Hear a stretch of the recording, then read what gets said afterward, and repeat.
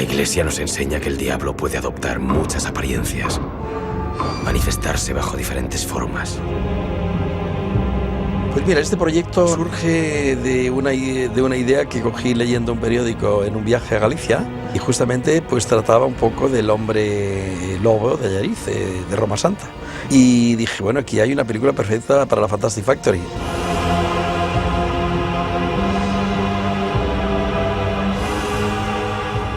A la hora de realizar la escritura del guión teníamos dos opciones. Por una parte podíamos escribir una película realista y costumbrista y por la otra, que era la opción que Paco prefería, crear un cuento gótico ambientado en la Galicia de aquella época. Los periódicos hablan solo de 4 víctimas.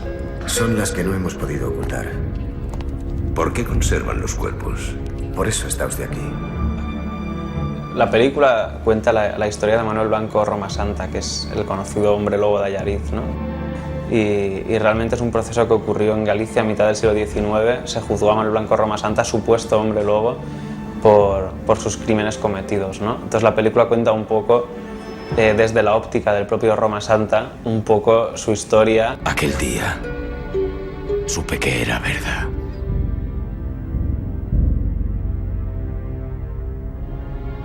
La primera lectura del guión me llenó de interés y de curiosidad.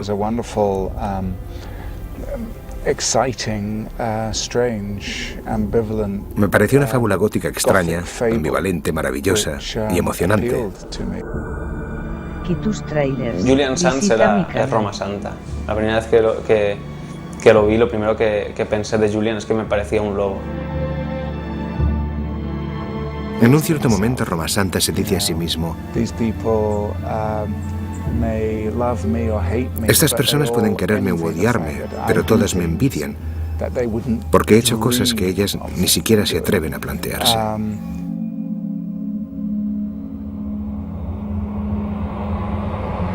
Es mi deber pedirle que identifique los restos de esta joven.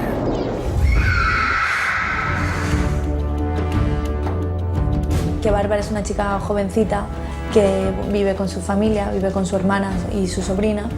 Y bueno, pues conoce, él es el novio de su hermana, le conoce, poco a poco se va enamorando de él y bueno, después de tener una pequeña historia de amor, que no os digo por qué, resulta que descubre que ha asesinado a toda su familia, ¿no? Entonces empieza una, digamos, un poco entre paréntesis, aventura de venganza, de ir tras él, ¿no?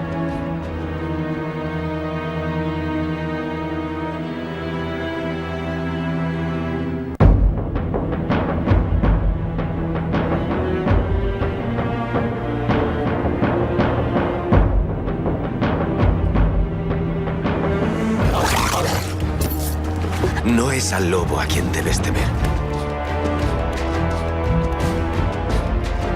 Mi personaje se llama Antonio.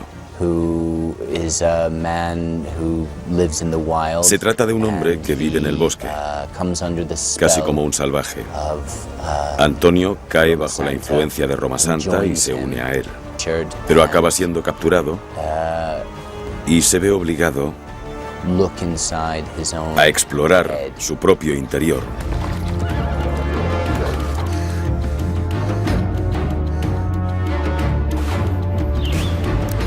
Roma Santa no es humano. ¿Quién eres?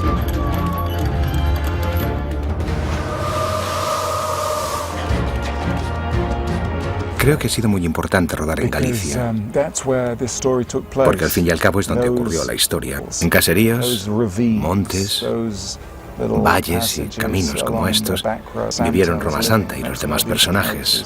La exuberancia de los paisajes de Galicia, ¿no? Esos cielos, esos bosques, yo creo que son únicos, ¿no? Son únicos y es un valor precioso que tiene la película.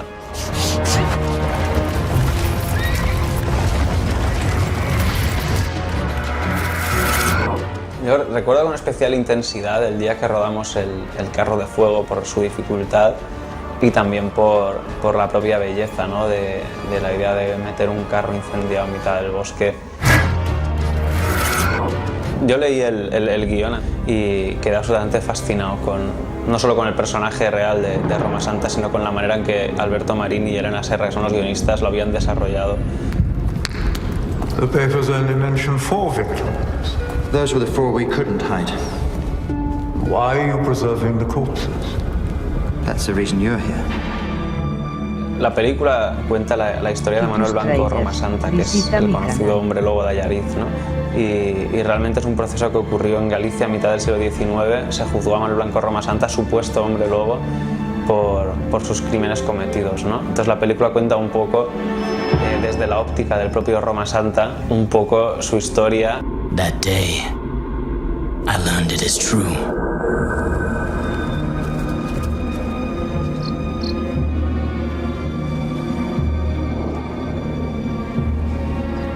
When I first read the script, I was very excited and intrigued. I thought it was a wonderful, exciting, strange, ambivalent, gothic fable. Julian Sands es Roma Santa. La primera vez que lo vi, lo primero que pensé de Julian es que me parecía un lobo. I think there's something for everybody in Roma Santa. And at one point, Roma Santa thinks to himself, you know, these people may love me or hate me, but they all envy the fact that I do things that they wouldn't dream of doing.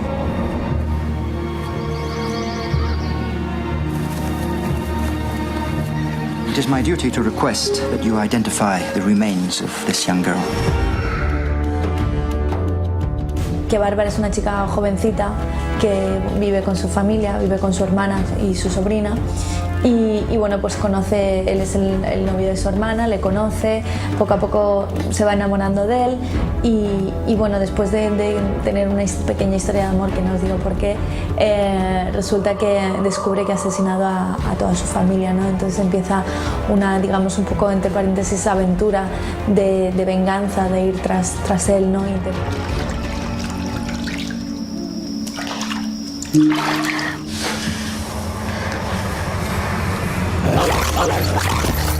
It is not the wolf you should be frightened of. My character is Antonio, who is a man who lives in the wild, and he comes under the spell of Roma Santa and joins him, and is eventually captured and is forced to discover the truth about whether or not he is a werewolf.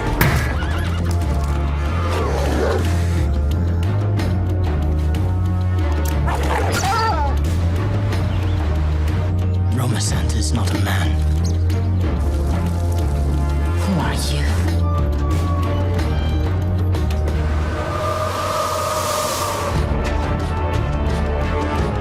I think it's been very important shooting the film in Galicia, because that's where this story took place. That's where Roma Santa was living. That's where these characters lived and breathed. La exuberancia de los paisajes de Galicia, ¿no? Esos cielos, esos bosques, yo creo que son únicos, ¿no? Son únicos y es un valor precioso que tiene la película.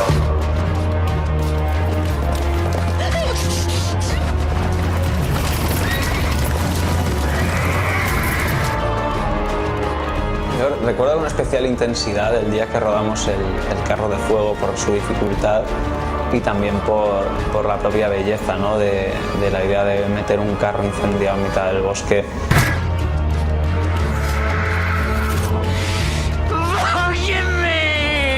He's killing more and more people.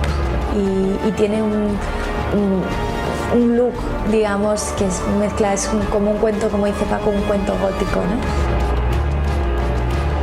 Nunca había hecho una así de época, no había tenido la oportunidad o el presupuesto de trabajar con una agrupación orquestal y esto apetecía muchísimo, supongo a cualquier músico. A mí desde luego cuando fuimos a grabar a Londres y empezaron a grabar pues una orquesta que se montó en torno a Gideon Wright, el concertino, y empezaron a poner forma real lo que yo había estado trabajando con el ordenador, los sintetizadores y todo esto, y que yo le decía a Paco, no, ya verás esto cuando estemos con la orquesta de cuerda, y yo mismo fue como de repente ya vi, o sea, trabajando con la orquesta de cuerda, vamos, es una cosa emocionante. O sea, la primera dificultad sobre todo es buscar el punto, el color, porque una cosa así como interesante de la música es, por un lado, que el director la controla, pero no está bajo su control, te puede explicar sobre todo lo que no quiere. En este caso, sobre todo, era que no quería. Pero así como tiene el guión escrito, conoce los movimientos de los actores, la música solo te puede decir, pues necesito este tipo de aire. Entonces, marcar el color inicial sobre el que vas a trabajar es como lo primero. Luego, esta es una película que lleva muchísima música, lleva casi 70 minutos de música. Entonces, esta es otra dificultad, que había una cantidad brutal. O sea, que yo, como yo estaba terminando la película, estaba cansadísimo y decía, joder, ¿qué me pasa? ¿Estoy perdiendo la forma o qué? Y no, es que resulta que luego lo fui a meter todo en un CD y no me cabía. ¡Deprisa! ¡Está allí! Una de las secuencias que más gustan y que más... O sea, y que más a gusto también me dejó a mí es la escena de la percusión por el campo de Centeno, que es, yo creo, es lo primero que me pidió Paco, hazme al Centeno, vamos, pero mientras todavía estaba rodando él, quería la música para rodar, hice unas previas, y yo creo que es la penúltima música que terminé, y además haciendo no sé cuántas versiones de algo que más o menos siempre se parecía, pero que nunca acababa de ser, y que además, bueno, es una escena, yo creo que tendrá unos 4 minutos, 5 minutos, que es prácticamente un videoclip, no hay diálogo, no hay voz, no hay más que acción, o sea que luego, por otra parte, esto es una gozada para el músico, ¿no? Dejen tanto espacio, o sea que sí que en las pelis de Paco siempre hay, la música está desde el guión, a mí esto sí que me gusta. Entonces, esta por un lado, por lo que nos costó llegar a ella, y por otra, por la presencia que alcanza en la peli, a los dos nos dejó como a gustito, y bueno, luego pues gente que ha visto la peli, pues es una de las escenas que comenta. Sí que nos apetecía que fuese que fuese una peli muy arropadita en música, que todo el rato hubiese un fondito que acolchase, que acompañase la acción, pero por otro lado no agotar al público con eso, no decir pom pom pom pom pom una y otra vez.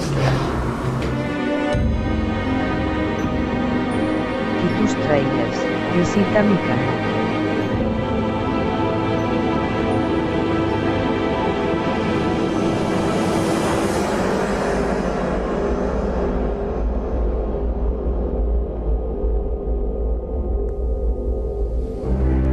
Construimos bastantes metros cuadrados de decorados en plató, porque Roma Santa en su recorrido va conociendo distintas mujeres, y las casas reales en Galicia, pues los interiores son como muy cerrados, muy pequeños, muy difíciles de poder rodar, y nos interesaban a nosotros espacios un poco más amplios y más cómodos para rodar. Entonces reproducimos todos los interiores de casas en plató.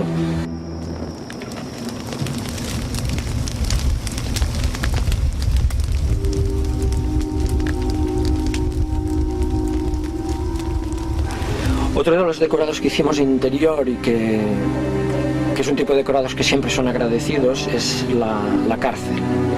La cárcel por una parte y una celda de un sanatorio donde están los personajes. Son decorados agradecidos porque suelen ser pequeños, y los espacios pequeños pues te dan posibilidad de trabajar con mucha proximidad las texturas, los colores, los matices, y necesitábamos un espacio pues que tuviera un dramatismo, y ahí fue un trabajo divertido de hacer, pues eso, ¿no? Para poder recrear este espacio, conseguir un ambiente lo suficientemente claustrofóbico para recrear una cárcel, y a la vez donde poder justificar unas luces interesantes, donde poder recortar bien las siluetas de los actores, crear claros oscuros.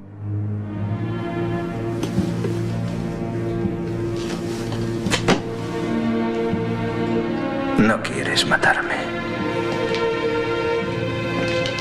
Cuando tuviste la oportunidad, no pudiste hacerlo. No, luego había uno de los decorados que era como un contrapunto en la película, porque prácticamente toda se desarrolla en exteriores y en interiores muy rurales. Y el único contrapunto era el tribunal donde se desarrolla el juicio a Roma Santa. Ese fue un decorado complicado porque necesitábamos encontrar un espacio que se conservara con una estética siglo XIX. Finalmente conseguimos rodar en la aula magna de una universidad de Santiago, que, bueno, haciendo unos pequeños cambios en cortinajes, en filtrando las luces para que fueran lo más tamizadas posible y los colores que había resaltaran lo menos posible, conseguimos, bueno, un equilibrio bastante interesante y dentro de la estética. Y además son muchas secuencias las que se desarrollan allí, con planos muy generales, porque es un tribunal donde hay muchos jueces, hay el acusado, o sea, público, y tuvimos que trabajar pues entre resaltar lo que nos interesaba y camuflar todo lo que había de moderno, que sí había cosas en la sala.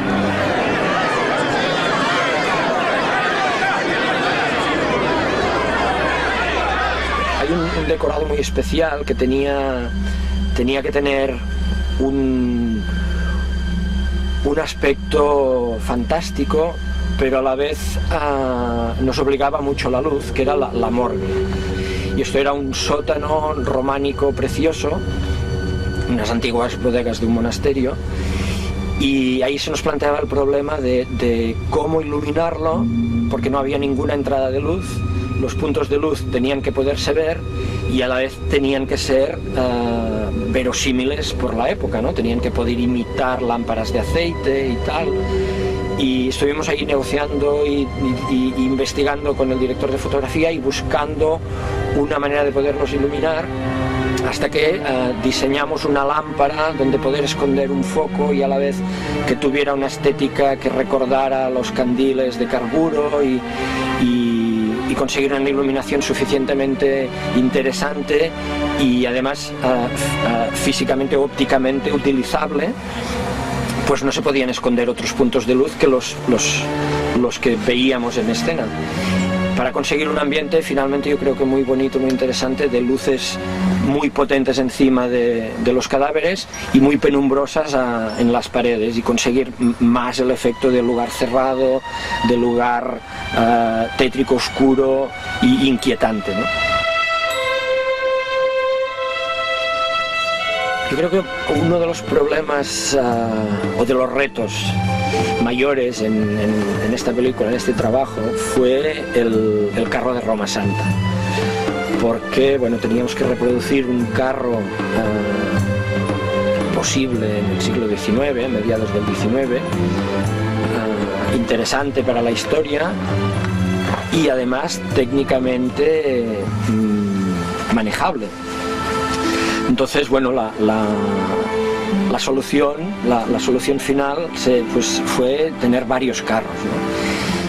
Uno era el carro que utilizábamos para exteriores, que estaba construido a partir de un carro de la época, utilizando básicamente ruedas y estructura de chasis, y luego encima, pues de alguna forma creando un decorado, porque todo lo que es la caja del carro es construido adrede. Pero luego el carro también tenía que servir pues para hacer una carrera al galope de los caballos en medio de un bosque, con el carro incendiado, con un personaje que tenía que saltar en marcha. Entonces tuvimos que construir un segundo carro que estaba construido enteramente en aluminio, partiendo de un carro de competición actual y desmontándolo, utilizando los ejes y creando un carro nuevo a partir de los ejes del carro moderno. Copiamos el que ya teníamos, pero con materiales que aguantaran el fuego y que se pudiera controlar el fuego, donde pudiéramos esconder bombonas de gas. O sea, era realmente un trabajo de ingeniería, ¿no? En plató también reproducimos todo lo que son los interiores del carro, sobre todo para la secuencia del incendio, cuestión de efectos especiales y también por dimensiones del espacio, ya que el carro real apenas hay espacio como para moverse. y tuvimos que hacer una estructura para poder imitar los movimientos bruscos del carro saliendo desbocado y para poder sobredimensionar un poco el interior y poder rodar con más comodidad. Al rodar en Galicia, un elemento importante y que además en la película juega son los cruceiros, ¿no? Que es un elemento típico de la arquitectura gallega religiosa, y hay una secuencia en que Roma Santa se va llevándose a la hermana del Zapataki, la protagonista, hacia otra ciudad, y por el camino se paran para rezar ante un cruceiro. Y bueno, los cruceiros no están nunca en el lugar donde tienen que estar para un rodaje, y en cualquier elemento siempre suceden, lo cual implicó pues reproducir un cruceiro, y lo hicimos pues con materiales sintéticos. Y bueno, eso generó la anécdota de que cuando estábamos rodando había una ligera brisa, y un cruceiro es un elemento pues sólido, de piedra, macizo, con mucho peso, mucha estabilidad. El nuestro era sintético, no tenía la estabilidad que tenía que tener, y en algún plano pues tuvimos que repetirlo porque el viento lo movía. ¿Qué haces aquí? Voy con vosotros. No puedes. ¿Por qué no? No quiero que me dejéis sola aquí. No digas sandeces.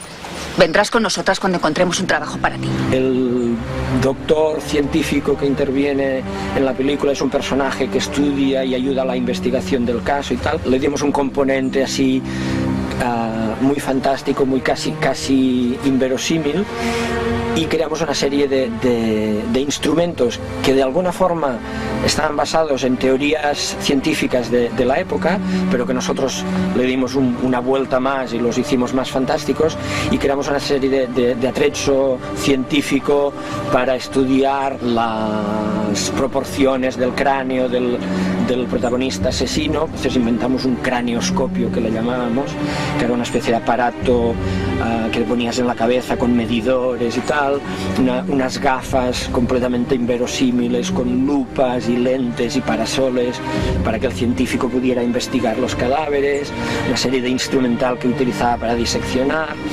Pues eso supone un placer estético y un placer personal para mí fantástico, ¿no?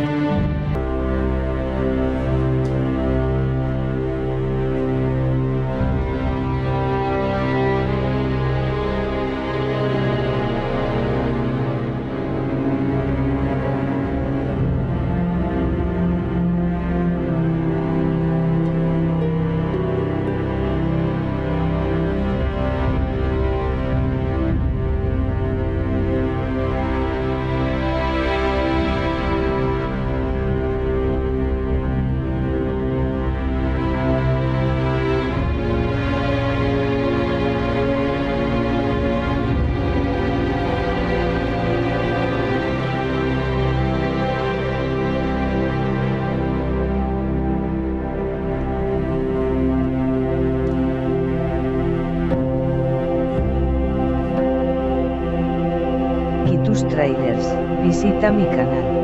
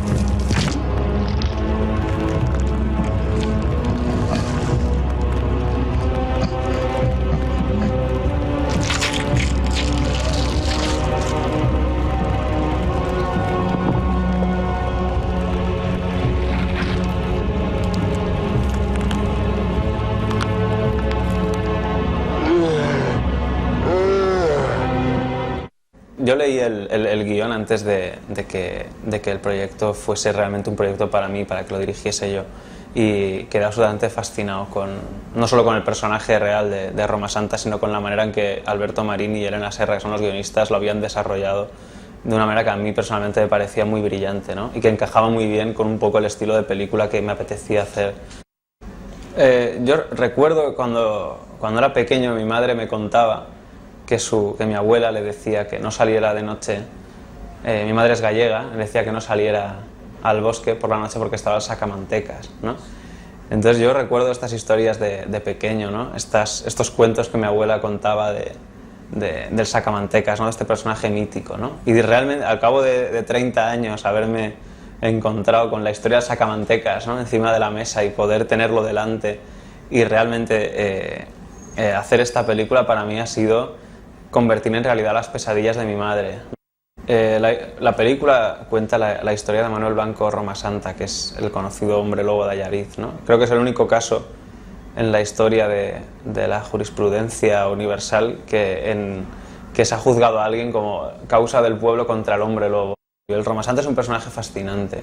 Roma Santa es un tío que era un conquistador, que era un ladrón, era un asesino, pero era un genio, era un fabulador, era una persona encantadora, con unos modales exquisitos, era un hombre muy culto en un momento, un hombre educado a sí mismo, un hombre que aprendió varios idiomas, un hombre que aprendió a leer y a escribir en un sitio donde nadie sabía leer ni escribir, y era un adelantado a su época, ¿no? Un encantador de mujeres. Él dijo que había seducido a más de 1000 mujeres y que nunca ninguna de ellas supo cuánto él la odiaba.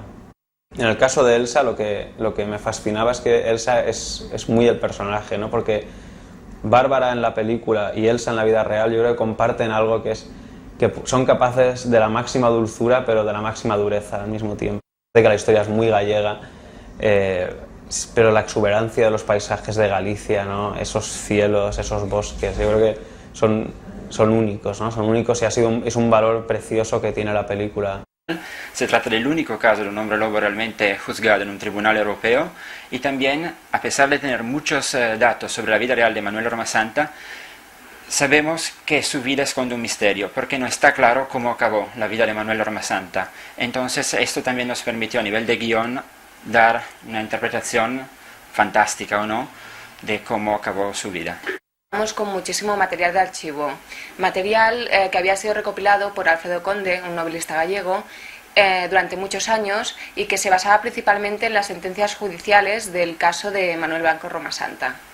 Y bueno, el rodaje para mí ha sido duro, es un personaje que, como te decía, pasa por muchas cosas y realmente ha sido complicado. Y bueno, hemos estado en Galicia vestidos de época con el calor que ha hecho el verano más caluroso desde hace 40 años y estabas trabajando y te caían las gotas, ¿no? Y a gente que le daba la hipotimia y nosotros cubiertos hasta aquí y con medias de lana y con el camisón debajo, ¿no? Pero el meterte ya en época y en trajes a mí te da otro aspecto, ¿no? Enseguida te metes en el personaje, ya te miras al espejo y como que eres otra y eso te llena mucho, igual que el cambiarte el físico que tienes tú normalmente te ayuda mucho a meterte en el personaje. Surge de una idea que cogí leyendo un periódico en un viaje a Galicia y justamente pues trataba un poco del hombre lobo de Allariz, de Roma Santa.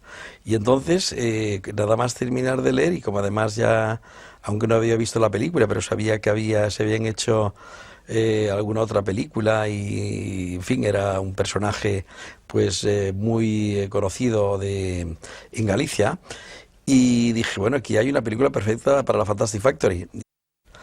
Bueno, el guión precisamente a mí me encanta, es decir, yo creo que ha sido un trabajo muy, además de la casa, muy de productor, o sea que ha sido muy trabajado. La primera lectura del guión me llenó de interés y de curiosidad.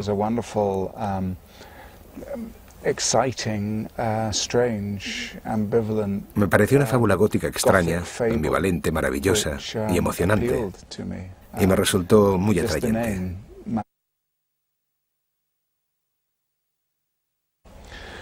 The film, I think, is about a man who lives La película trata de un hombre cuya existencia es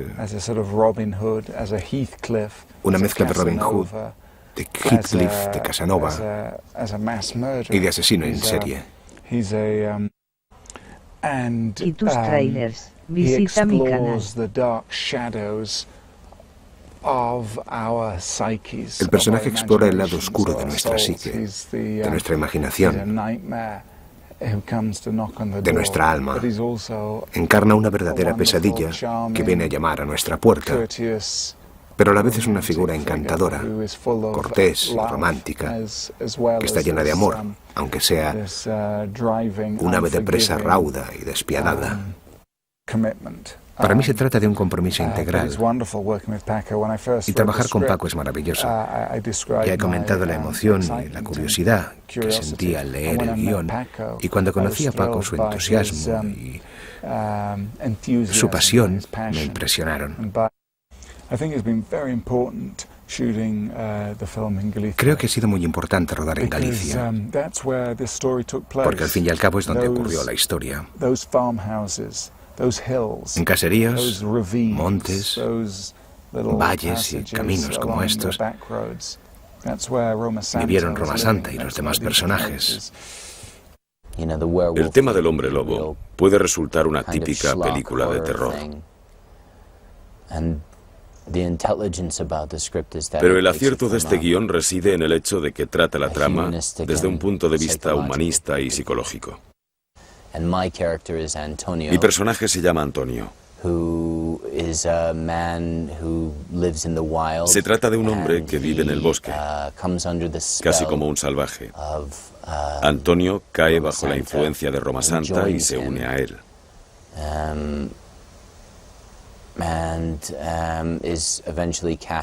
Pero acaba siendo capturado y se ve obligado a explorar su propio interior para tratar de descubrir si realmente es o no un hombre lobo.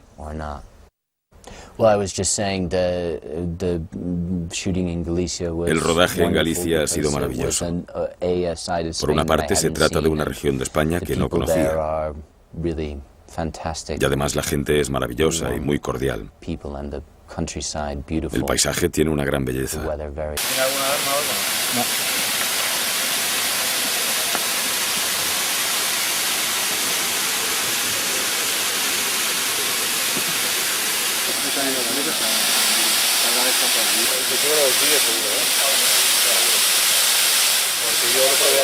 No.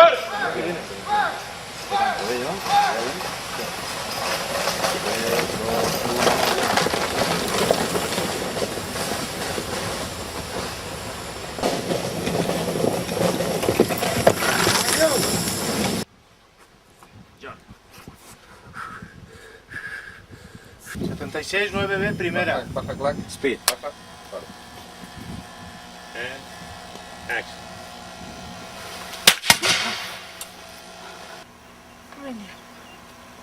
Oh, I'll show you places you've never dreamed.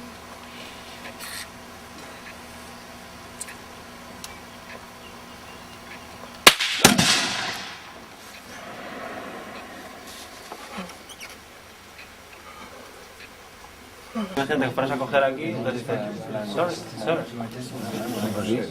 Pero que viéramos aquí un poquito.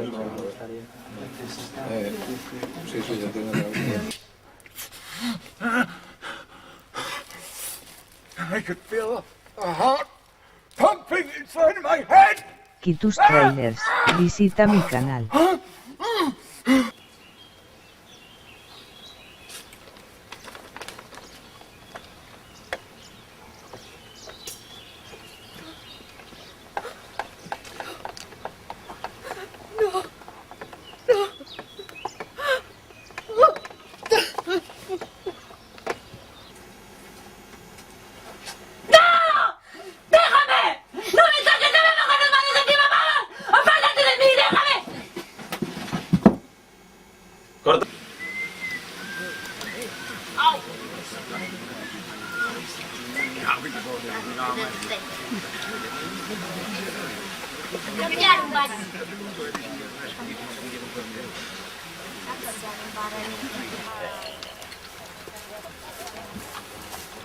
Que me acerco.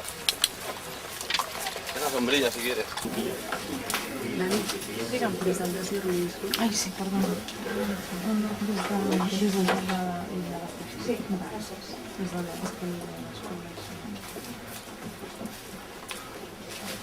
¿Tenemos algo del naranja, del betadine? And so tight and everything, then maybe this is... No, but I need to have them in the same... Yeah, no. We'll do it once, we'll do 2 takes, okay? Okay, you want to split it, okay. Para las dos cosas. Sí.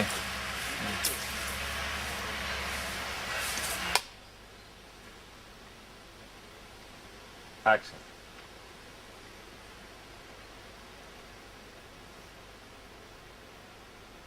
This is a terrible mistake you're making, Professor. Action. And then you have again, and now the ball will begin. Este es movimiento así. Sexy. Vale, aparte de eso, Barry, ahí donde tienes a Auriol. And it will be better the way you come out of frame. Bueno, pues cógete Samara. But whatever, it's more natural because stepping in the middle, it's less real.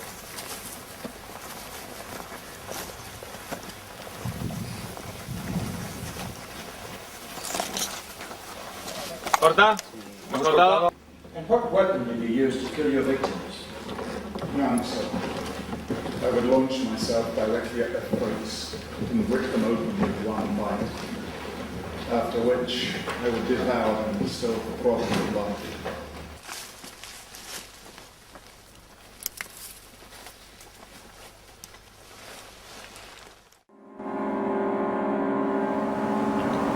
Bueno, esto es lo que se llama un animatic, son dibujos del story que montamos y pusimos una música previamente al rodaje para ver un poco cómo funcionaba las ideas que teníamos para rodar esta secuencia, ¿no? Porque como una secuencia que exigía efectos especiales, caballos, el carro, una secuencia muy complicada, pues necesitábamos visualizarla antes de rodar para prever qué problemas íbamos a tener, ¿no? Uno de ellos, como estáis viendo, es que en la secuencia ya no aparece Roma Santa en la lona del carro, que es lo que estaba previsto inicialmente, y lo que estáis viendo aquí es básicamente lo que a mí me hubiera gustado rodar y lo que estaba planteado, ¿no? Lo que pasa es que, claro, una cosa es lo que tú sueñas y luego la realidad es lo que te impone. Y esto era la secuencia como hubiera gustado rodarla, y en la película está la secuencia como pudimos rodarla. Y esta la ponemos aquí porque es una secuencia eliminada que ni siquiera se llegó a rodar, pero me parecía como gracioso que la vierais, ¿no? Es una secuencia cuando en la película está resuelto, cuando Maru se gira y ve que le viene encima el monstruo. En guión había una huida previa, ¿no? Esta es Maru Valdivielso, que se metía nuevamente en la cascada, ahora vestida, y algo la hundía desde abajo, ¿no? Y era una secuencia típica de acción, pues que también por motivos de producción no pudimos llevar a cabo, ¿no? Pero nuestra idea era tener un asesinato muy brutal de Maru, crack, habéis visto, estaba todo previsto. Y es una secuencia, claro, que me parece curioso, por una secuencia eliminada que ni siquiera que no llegó ni a rodarse, ¿no? Pero que veáis que bueno que lo teníamos.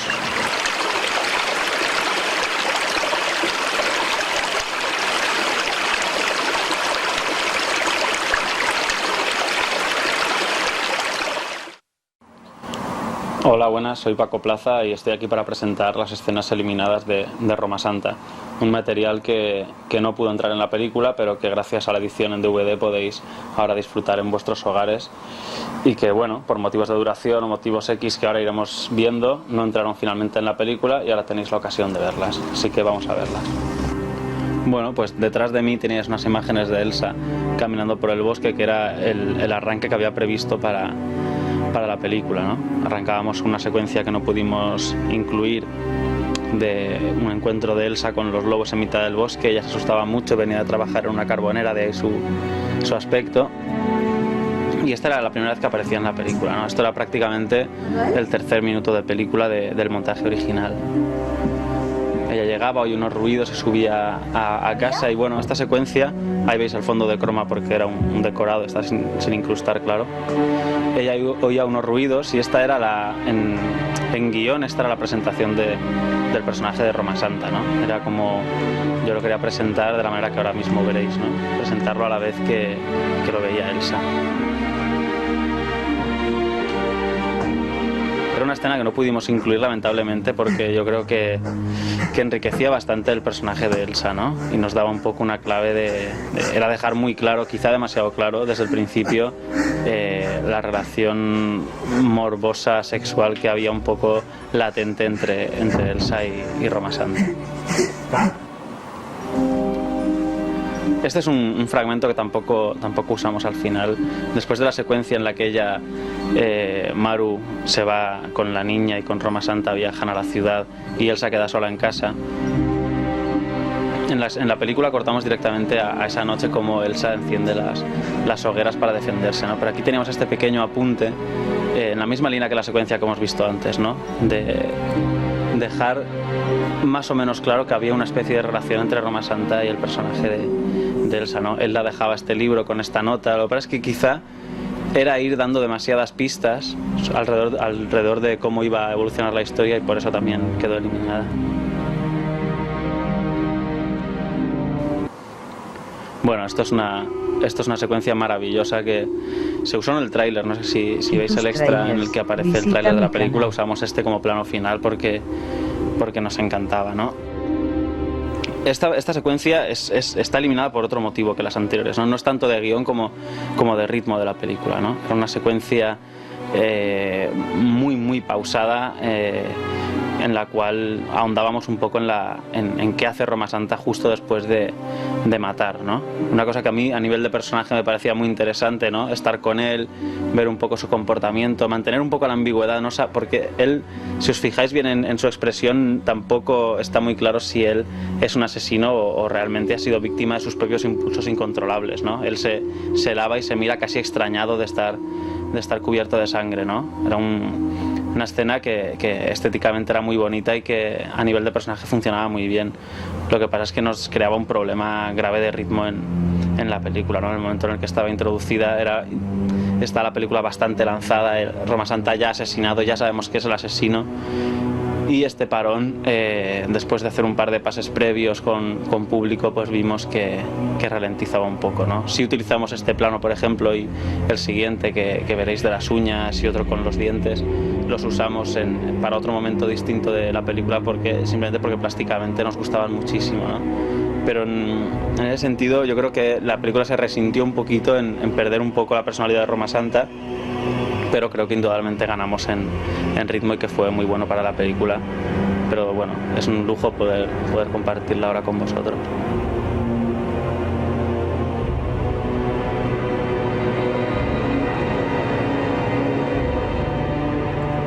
Este es otro plano que también hemos recuperado en la película. Pero este bloque, que es bastante largo como estáis viendo, nos servía mucho para cambiar el punto de vista de la película, dejar a Elsa a un lado y estar más con Roma Santa, ¿no? Lo cual luego a la larga nos acaba creando un problema de punto de vista en la película y en el sentido de empatizar más con el personaje de Elsa, ¿no? Yo creo que el espectador en todo momento está viviendo la historia desde el punto de vista de ella. Y esta pequeña digresión que teníamos aquí montada, pues realmente era un poco un obstáculo, ¿no? Recibimos reacciones bastante adversas a esta parte del montaje en ese sentido, ¿no? Que en un momento en que tú ya estás pendiente de la aventura de ella, irte con él tanto rato era un poco peligroso, ¿no? Entonces nos quedan pequeños apuntes como este que a mí me encanta demostrar la ambigüedad del monstruo, ¿no? El hombre ves que acaba de asesinar a una mujer, a su hija, le ha sacado la grasa y sin embargo es capaz de demostrar ternura con un pajarito, ¿no?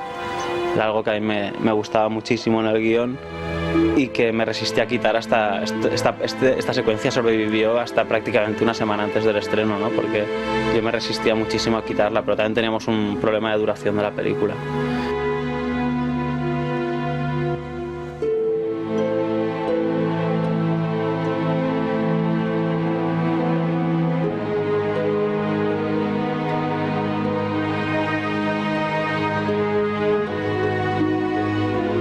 Esta es otra secuencia que va en la misma onda de la anterior, ¿no? En los momentos que teníamos en la película en las que estábamos absolutamente del lado de Roma Santa, ¿no? Que estábamos a su lado acompañándole, viendo un poco el proceso de cómo se deshacía de los cadáveres, que esta secuencia realmente está eliminada porque no queríamos dar demasiadas pistas de qué es lo que hace él exactamente, ¿no? Es una secuencia en la que vemos cómo supuestamente los trozos de un cadáver, quizás los de Maru, con ellos Roma Santa alimenta a los lobos, ¿no? Tenía un punto Tarzán, Mowgli o como lo quieras llamar, de hombre salvaje que nos gustaba muchísimo, ¿no? Pero por un lado teníamos el problema de ritmo que antes hablábamos, que era un problema serio que tenía la película.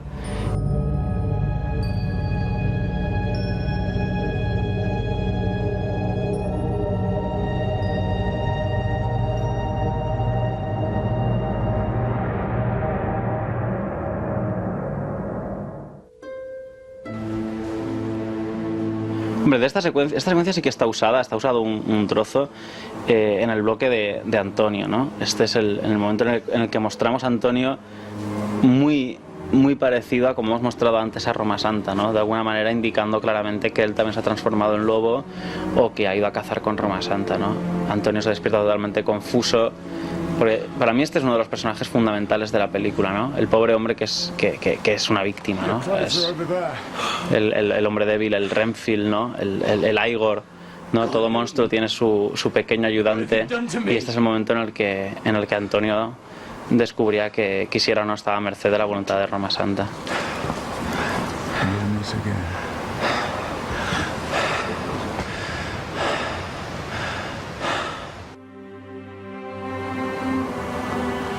Esto es una bonita secuencia que estaba en un sitio equivocado en el guión. O sea, es una secuencia que en sí misma a mí me encanta, que era la despedida entre Phillips y Luciano, que en la película queda demasiado abierta, pero estaba en un sitio en el cual ya Elsa había matado a Roma Santa, estabas emocionalmente muy arriba, y esta secuencia realmente no funcionaba. O sea, en los pases previos que hicimos veíamos que la gente, una vez hemos resuelto la trama principal y Elsa ha matado al hombre lobo, el público ya dejaba de interesarse por la historia, ¿no? Es una pena porque se queda un fleco en la relación tan bonita de estos dos personajes, y es una secuencia que a mí me gustaba muchísimo, ¿no? En la que Luciano demostraba su ironía, ¿no? Le regalaba un sombrero y le decía, pues su cabeza también es más grande de lo normal y no lo voy a denunciar por eso, ¿no?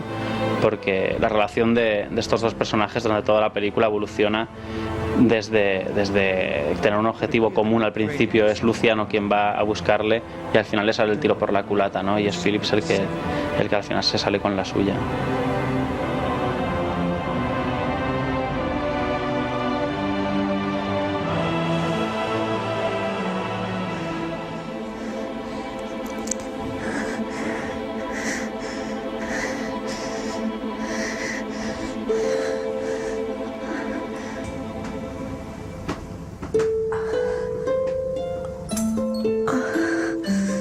Esta secuencia no sobrevivió al primer montaje de la película porque es una secuencia en la que Elsa soñaba que en el momento del disparo, cuando ella salva la vida de Roma Santa, no intercepta la bala, sino que deja que le maten, ¿no? O sea, a nivel de guión nos funcionaba muy bien porque era de alguna manera estar muy con ella, ¿no? Sabiendo lo que ella está pensando en ese momento.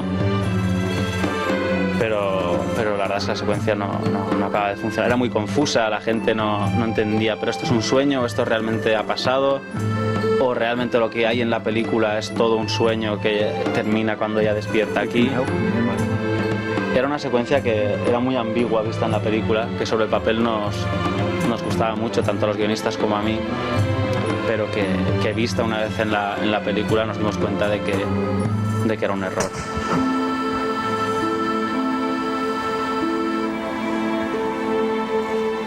Es una pena porque es uno de los planos en los que Elsa está más guapa, la verdad.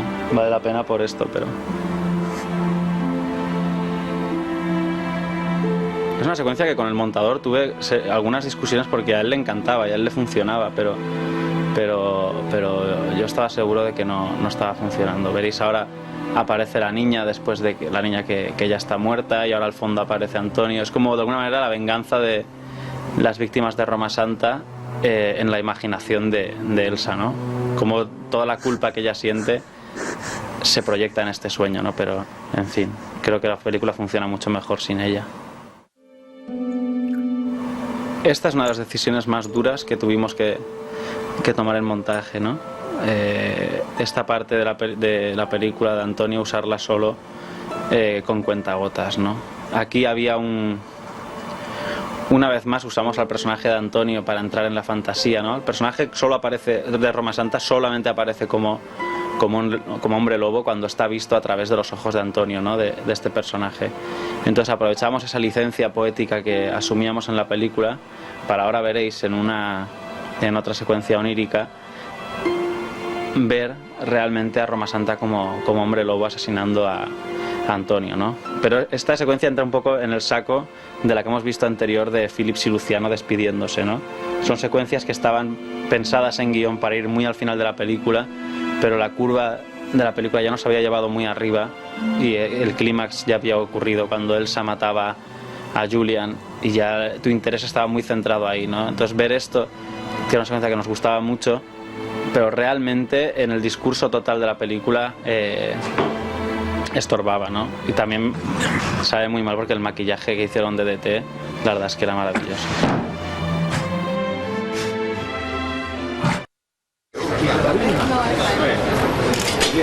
¿Estamos enfrente?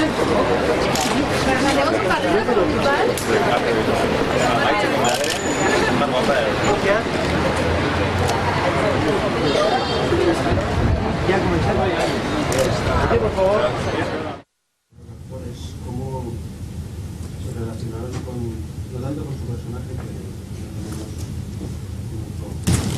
Pues la elección de los actores un poco pues fue como supongo que es la habitual, ¿no? Tienes el guión y empiezas a buscar un poco en tu cabeza qué actores pueden adaptarse mejor a las características del personaje y un poco también en función de los objetivos de la película. En este caso, al ser una película rodada en inglés, pues partíamos del condicionante de tener que usar a actores o anglosajones o que manejaran perfectamente el inglés, ¿no? Y esto sí que supone una cierta limitación. En el caso de Julian Sands lo encontramos en Londres. Yo cuando lo vi, la verdad es que tuve una especie de flechazo con él porque me parecía que era perfectamente un lobo, o sea, que tenía esta mirada misteriosa y que no sabes exactamente por dónde te va a salir, ¿no? Tanto en la película como en la vida real, la verdad. Y en el caso de Pataki, pues yo creo que Pataki se ajustaba perfectamente a lo que yo necesitaba, que es una actriz que me diera el recorrido de una niña inocente que se convierte en una mujer segura de sí misma, cazadora, una tía fuerte, y yo creo que esto es lo que Elsa hacía perfectamente todo el arco del personaje perfectamente. Luego, con Gary Piquer tenía una espina clavada que yo tenía muchas ganas de trabajar con él en la película anterior y no pudo ser. Y esta vez sí, ha podido ser, afortunadamente. Y con Marwa Bielso, pues siempre ha sido para mí una diosa del cine y ahora pues mucho más. Ahora ya no solo para mí es una gran actriz, sino que además ya es una entrañable amiga y la verdad es que yo creo que no podía haber imaginado una actriz mejor y porque no la hay. Y además, pues no sé, es que esto típico que se dice, ha sido un placer tal, pues esta vez es verdad, ¿no? O sea, ha sido de verdad un placer. Bueno, dentro del proceso de documentación, porque al tratarse de una película basada en hechos reales, nosotros partimos mucho de la novela de Alfredo Conde, pero yo por mi lado, con Alberto Marín y Elena Serra, que son los guionistas, he señalado aquí como si estuviera, está por aquí, es que me despistas siempre, digo, como Elena Serra, digo, no. Bueno, pues con Alberto Marín y Elena Serra habían hecho un trabajo muy importante de documentación del caso histórico, ¿no? Al ser un hecho real. Y pues yo intenté empaparme de todo y dentro de esta labor de intentar asimilar toda la información que pudiese sobre Roma Santa, por supuesto entró ver la película de Pedro Lea, ¿no? Pero el enfoque que Pedro Lea hizo yo creo que es el de una novela anterior que se llamaba El bosque de las... de Ancines. El bosque de Ancines. El bosque de Ancines, que es una novela anterior. Y el enfoque de Olea era muy realista, ¿no? Era intentar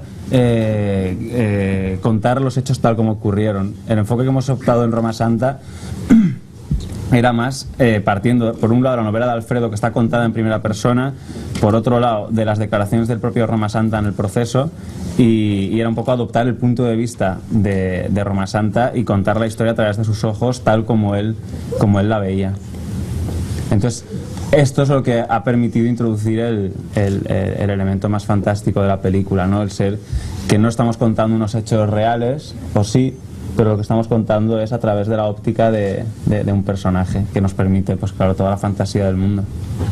Pues la parte de la transformación, o cuando hay las partes un poquito más gore, si quieres, sí están contadas desde el punto de vista de un personaje que es Antonio, que además al final hay un cartel en la película que aclara que el personaje ni siquiera existió, nunca se probó su existencia en la historia real, ¿no? A través de los ojos de este personaje vemos la parte irreal, por decirlo de alguna manera, o injustificable dentro de las leyes de la lógica de la película, ¿no? Y a mí lo que me gustaba muchísimo es la idea que Beto y Elena tuvieron, los guionistas, que yo creo que es muy acertada, de dar protagonismo a un personaje que realmente no existió o no, por lo menos no se sabe a ciencia cierta que existiera, ¿no? Entonces me parecía muy interesante este juego entre fantasía y ficción, ¿no? Y que la realidad de la película realmente estuviera contada por un ser que ni siquiera existió en la vida real. Los escritores normalmente nos quejamos de que las películas que se hacen sobre nuestras novelas no tienen nada que ver con las novelas, y normalmente tenemos razón, porque lo que uno puede leer con su propia voz interior durante horas se tiene que resumir en imágenes en hora y pico. Y además generalmente las novelas son superiores a las películas. Ayer recordábamos algunas películas que superan a las novelas, e incluso yo me atreví a dar nombres. Lo que pasa es que hoy, como ya estoy escarmentado de ayer, pues probablemente no los dé. En este caso pasa como en todos. El director hace su película y el escritor hace su novela. Yo creo que respeta profundamente el espíritu de la novela, la verdad de la novela, pero que lógicamente es una película y lo mío es una novela que tienen esa conexión. No me voy a quejar de la película, yo estoy convencido que es una gran película. También estoy convencido que no es nada mala novela, pero eso aquí no. Es que trabajar con los lobos fue realmente muy difícil, porque los lobos son animales salvajes, ¿no? O sea, no se pueden domesticar, ¿no? O sea, son impredecibles, y lo que pasa es que sí teníamos una especie de idea romántica cuando preparábamos la película de no usar estos huskies teñidos que sacan en todas las pelis, ¿no? Que parecen, te los encuentras por el Paseo de Gracia, coño, y dices esto, ¿a quién le va a dar miedo, no? Y sí queríamos usar lobos, además, porque yo creo que somos una generación fuertemente influenciada por Félix Rodríguez de la Fuente. Todos hemos visto, sabemos cómo es un lobo, ¿no? No nos la pueden dar con queso. O sea, yo cuando veo películas, ves el Pacto de los Lobos, que hay 3 planos que hay lobos y lo demás son peluches, coño, y dices, esto no son lobos. Y entonces era muy bonita la idea de decir, nosotros vamos a ser más chulos que un 8 y vamos a rodar con lobos. Error. Porque esta vez, como casi siempre, las imprudencias se pagan, ¿no? Porque no nos lo pensamos 2 veces, fue un infierno, la verdad. O sea, tuvimos que emplear muchísimo más tiempo del que creíamos. O sea, condenar una segunda unidad solo para que estuviera con lobos para 4 planos que queríamos, pero es que hacían lo que les salía a las narices, era imposible. Luego tenías un cuidador con cada lobo, cada vez que venía un lobo había que vallar. Claro, había que vallar, pero claro, tú dices vallar, pero tú tienes la cámara aquí y para que no se vea la valla hay que vallar como hasta allí. Ya estaba, ¿sabes? La gente de producción que hizo un trabajo increíble, que perdió muchos kilos durante el proceso, que era tener que vallar medio monte. Y era un infierno, la verdad. Porque tú le decías al lobo, ven, y te decías, no, ¿sabes? Entonces era muy complicado trabajar con ellos, pero al mismo tiempo, que esto es lo que pasa siempre, ¿no? Que es como cuando ves el álbum de fotos de un viaje de fin de curso y te acuerdas solo de lo bueno, ¿no? Porque cuando ves la película y ves los lobos, ves su mirada, los colmillos, y dices, joder, qué guay, no valió la pena. Luego te acuerdas y dices, igual no valió tanta, pero sí que es bonito tener, porque esas miradas, ¿no? Que tienen los lobos, cuando esto que hacen, que levantan los belfos y sacan los colmillos, joder, eso estará ahí, ¿no? Y ya cuando ya me falle más la memoria y vea el DVD cuando sea más mayor o una noche mala que la tiene cualquiera y no me acuerde de lo mal que lo pasamos, diré, joder, qué bien hacerlo con lobos, ¿no? Qué buena idea. Y a lo mejor hasta repetimos. La escena de la carroza, ¿cómo se hizo? Incendiada. Pues la verdad es que bueno, o sea, quemándola, porque no quiero decir sí, o sea que fue como sí, o sea que fue un proceso, que es que nosotros pasamos un poco por este proceso de no, las escenas, el bosque, una carreta que pasañamos, ¿cómo vamos a hacerlo? No sé qué, hasta que al final dijimos, coño, pues traemos una carroza y le pegamos fuego, ¿no? Y lo digo sobre todo porque una de las cosas más que más nos ha complicado la vida, pero más nos gustó hacer, es que la escena no está iluminada, simplemente es el fuego, es la única luz que hay, y esto obligaba a Javier Salmones. Por un lado tuvimos que poner más fuego del que a lo mejor deberíamos algunas veces, y fue un rodaje muy pesado porque un rodaje de noche claro, tomamos unas medidas de seguridad mucho mayores que en cualquier otro tipo de rodaje, con coche de bomberos ahí a pie del cañón, ¿sabes? Comiéndose todo el catering, los bomberos, ¿no? O sea, la cosa es que hay que tenerlo muy controlado, medidas de seguridad extremas, pero sí, o sea, rodamos quemando una carreta en el bosque en pleno mes de agosto, lo cual pensábamos que no nos iban a dejar, pero como sí que conseguimos que pudiese hacerse con unas medidas muy razonables de seguridad, se hizo, ¿no? Era complicado porque los caballos tienen miedo al fuego, estos están más o menos acostumbrados, pero siempre es más o menos, ¿no? Porque siempre, nunca sabes, un animal por dónde te puede salir, ¿no? Y lo que pasa es que teníamos tanta medida de seguridad que realmente peligro no hubo. Lo que sí fue es muy cansado porque, claro, coge los caballos, apaga el carro, tráetelo para aquí, pégale fuego, y los caballos tampoco, el carro pesaba mucho, tampoco podían tirar todo lo que queríamos, entonces dificulta un poco. Pero bueno, ahí estuvimos haciendo nuestro carrito y la verdad lo pasamos muy bien. Yo no lo hubiera hecho, pero yo entiendo perfectamente la decisión de María. En definitiva son mujeres que viven solas, totalmente aisladas en mitad del monte. Es prácticamente cabeza de familia, cuida de su hermana, de la niña, de repente aparece el hombre de su vida cuando me imagino que ella pensaba que eso ya no podía pasar y se enamora profundamente, para su desgracia. Pero sí, yo creo que o sea, lo bello que tiene este personaje es lo fácil de entender que es. Aunque, ya te digo, yo no lo hubiera hecho, pero entiendo perfectamente el personaje. El personaje es de una humanidad que emociona, por lo menos a mí me emocionó. Bueno, yo me relacioné enseguida con la historia, porque, bueno, creo que esto lo he repetido ya, pero voy a hacer otro intento, ¿no?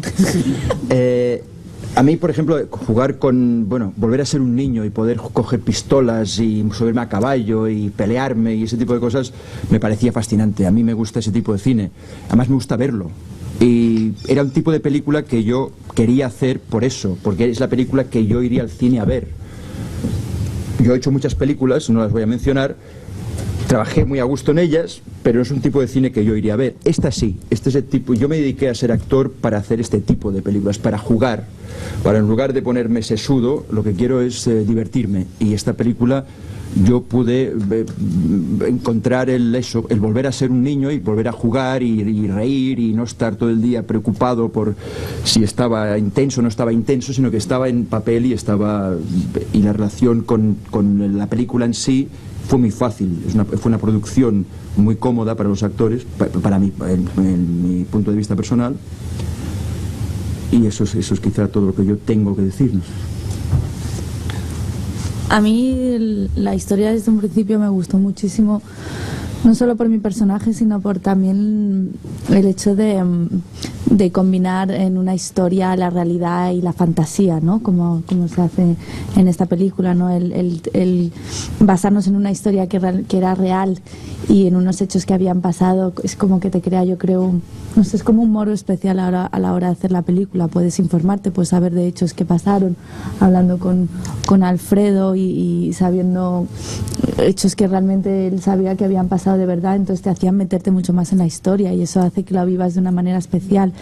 Aparte de que, bueno, el personaje era interesante por ser una mujer también muy, pues eso, muy fuerte, y que pasa como decía Paco, de la inocencia por circunstancias de la vida a tener que enfrentarse a la vida de otra manera y con mucho valor y con mucha fuerza en todos esos sentidos. Era interesante.